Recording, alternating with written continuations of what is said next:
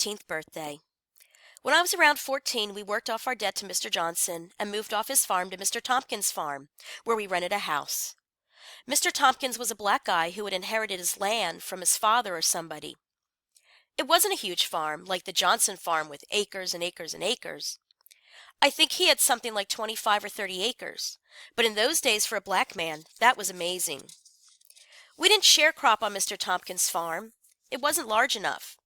We just worked for him on his farm and he paid us. After a while, my father decided that we should go back to Johnson's farm, that we would do better there. But just before we moved, my father was killed. It was my 15th birthday. My father and mother left the house to go to Fuquay to get me a little gift as they usually did. Some white boys came past our house in a car, and they were screaming and hollering, all drunk up, and we kids could see my father and mother walking. I remember before the car got to my father. I remember seeing my father and mother take off and start running. They were trying to make it to the next house, and they took off running. I remember seeing my father as the car was coming at him. I remember seeing my father shove my mother down a deep embankment. I saw it clearly. By that time, the car hit him and knocked him down. Us kids, we saw all this happen. And the car went to the next driveway and turned around. I watched my father trying to get up, but evidently his hip or his leg was broken. One of the two or both was broken, because they'd hit him on the side, and he couldn't stand up. The car came back and pulled over to where my father was, and the driver ran completely over him, as though he was running over a dog or something. And my father got caught underneath the car, and they drug him almost back up to the house where we were living. My brothers and sisters, we were all looking at this, and the boys in the car jumped out and looked underneath and saw that my father was stuck underneath it. They pulled him out. Then they jumped in the car and took off. We came out our front door and they yelled at us and threw beer cans at us. We ran down there. I was the first one to my father, but he was dead. He was all busted up, big hole in his head. He was dead. I looked to where my mother was laying down in the embankment. She was knocked out.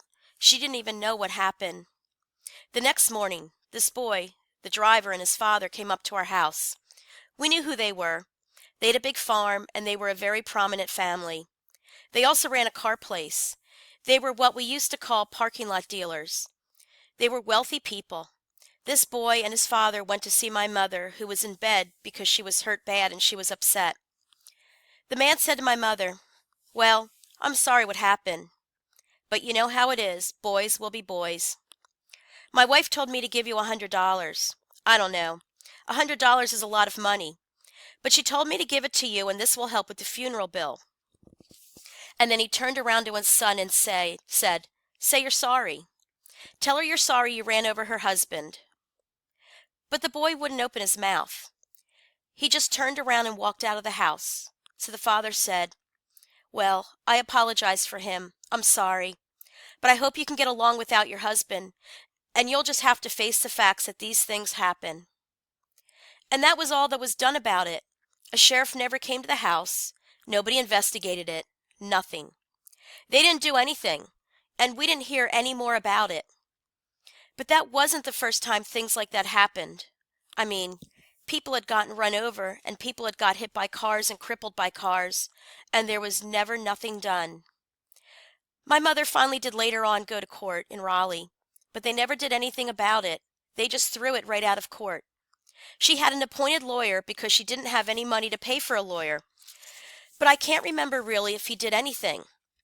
They just wanted to be able to say, later on down the road, that we did get our day in court. Now it would be different. But in those days, it didn't matter what you felt about the crime, because what could you do about it? It's not that we accepted my father's death. We cared. But we just minded our own business and stayed out of the spotlight because nothing was going to be done about it anyway. Mr. Johnson was very good to us when my father was killed. He'd known my father all his life, and my father's father worked with him. He went to the funeral, and he bought us all suits to wear to the funeral. I think, quite frankly, these were our first suits. And so we moved back to Mr. Johnson's farm. It wasn't the old farm.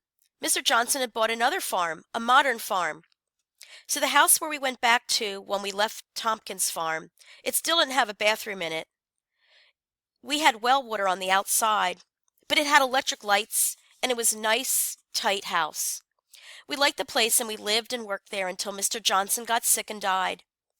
After that, we didn't get along with his sons, the younger ones, because they started fighting over the farm and everything. So we moved to another farm, the Deans. Anyway, it was a different relationship when we returned to Mr. Johnson's because the times were a little different.